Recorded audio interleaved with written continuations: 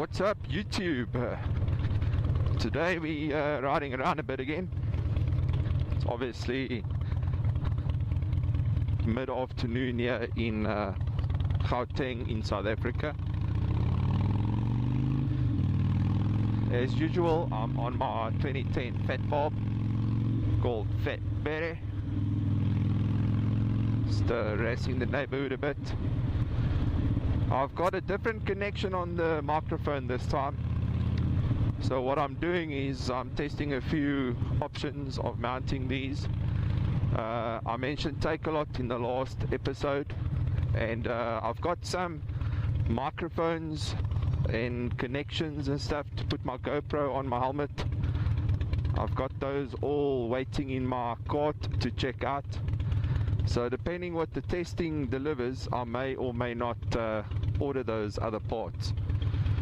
At the moment I've got a lapel mic inside my helmet connected to a GoPro Hero 3 Plus Black, which is obviously quite old technology compared to what the rest of you guys are using out there on YouTube.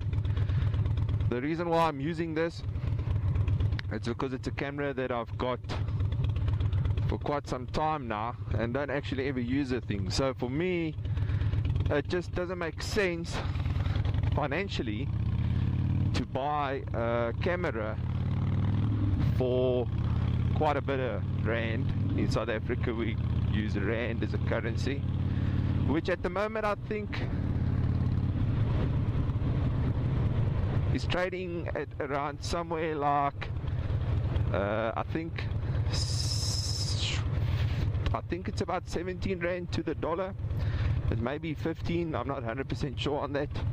I don't often check my shares and the stock exchange and exchange rates. It's not really my cup of tea, that. But anyway, so a new GoPro Hero, I think it's an 8 now. Those would probably sell in South Africa. You'd probably look at about 8,000 to 10,000 rand, which is somewhere in the region of, guesstimation, yeah, but somewhere in the region of about what, yeah, no, never mind, let's not get into the math.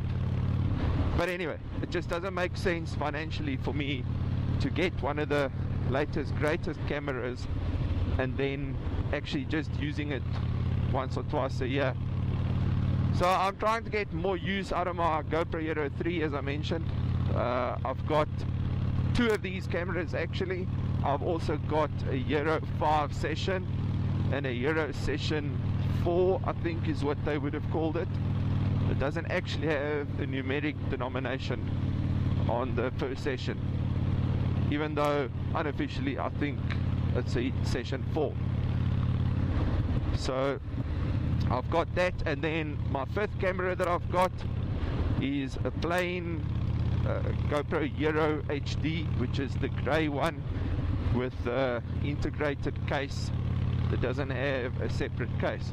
Now, the reason for me mentioning all these things is because at the moment I'm trying to figure out if it's useful enough to record with a camera that doesn't have stabilization versus one that does, which I think in my lineup I've only got the Session 5, which has stabilization.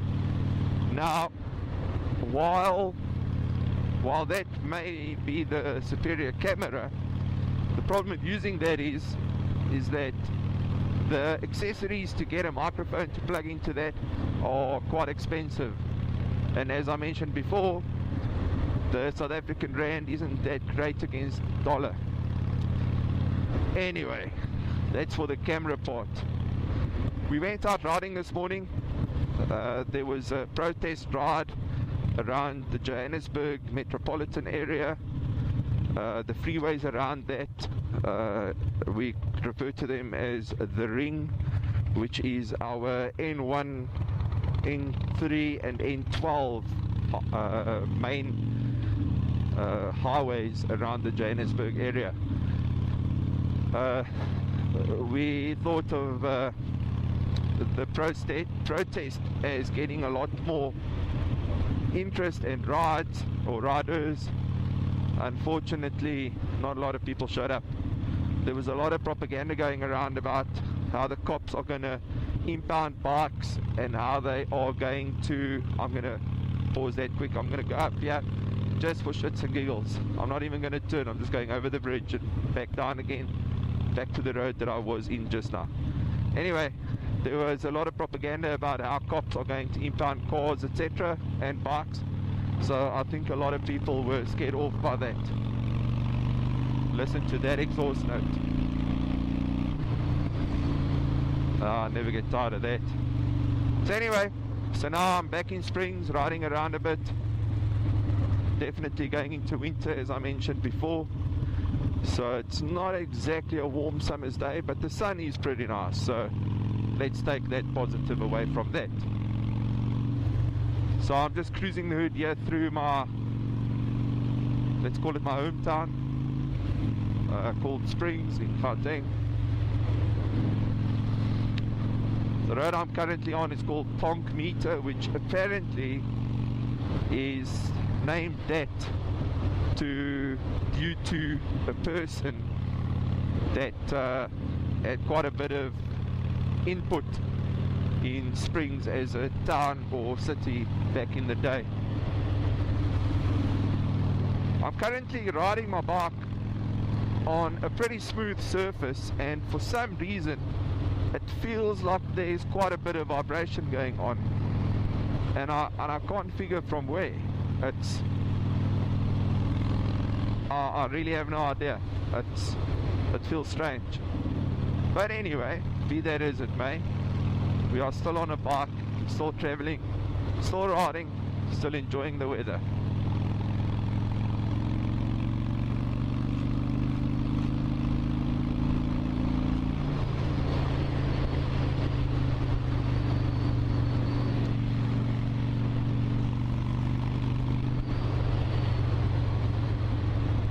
I don't know, now it doesn't feel like I feel that vibration. I really don't know. I have a theory, far-fetched as it may or may not be. I'm sure you are realizing that the may or may not be is a term that I throw around quite often. But anyway, be that as it may. I have a theory that in colder weather, the rubber of your tires are obviously colder for longer and harder for longer, and they don't really warm up that well. So I've got a theory that maybe that's what's causing the vibration, if I can call it that. It's actually translating through the bike in the way of being hard rubber, which makes the bike a bit more bouncy than normal. So I don't think it actually is anything vibrating on the bike, it's just that. Because when I started the ride, it felt like there was vibration, and now a bit further into the ride, it actually does not feel that bad at all. So, which could lead to my theory being kinda right, with the rubber actually warming up now on the road surface. Like I said, it's not that cold right now because it's a nice afternoon sun. So obviously that's warming up the tires pretty nicely. So maybe or maybe not. I must also mention though, a few months ago, before this whole lockdown and corona shit actually started, we changed the fork wheel on my bike due to a leak on one of the bottom captive screws. So what we did was, I said to my mechanic that I'm actually looking at a firmer ride in the front. So based on what we were supposed to put in as far as the oil goes, we only went with normal Bellray 10 weight fork wheel, which is actually an upgrade from the Harley stuff, I think. But the other reason for going with that is because it's the only option we had at our local bike shop. So it is what it is in that regard. But getting back to the actual reason I'm mentioning that, I said to my mechanic that the manual specifies If you bring it from ounces to milliliters, I can't remember the ounce value anyhow, but if you bring it from ounces to milliliters, you're looking at about 780 milliliters or something to that effect. I can't remember the exact amount. But what we did was, I said to him I want the front firmer, so we opted to actually, see, that was quite a harsh one. We opted to actually put in a bit more fork oil in the bike per fork than we were meant to, purposely, of course. So that obviously means that your fork is harder now because there's less space for it to compress in. That's my theory anyway. So basically we went with 800 milliliters of oil per fork, and that's given it a very firm ride. Also, just for information purposes, I weigh 120 kilograms, which is over 200 pounds. I don't know the exact conversion on that, but the point is that that is the case. I'm not a lightweight, so a firmer suspension is probably something I need in general. Also, to give you an idea, at the back I don't have stock Fat Bob shocks on. I've got slightly longer shocks from a wide glide. I think it's from a wide glide. They stock Harley shocks though, either way, but they are adjusted to the maximum, so max height, max hardness, and yeah, it's not bad actually. So yeah, I'm gonna take this turn here, and once I take the turn at the bottom there, I'm gonna say goodbye to you guys for now, head on home and get ready for an afternoon of chilling. I'm thinking of breaking out my PS4 and getting online, play some Warzone, something to that effect. But have an awesome weekend, guys and girls. See you on the flip side. Cheers.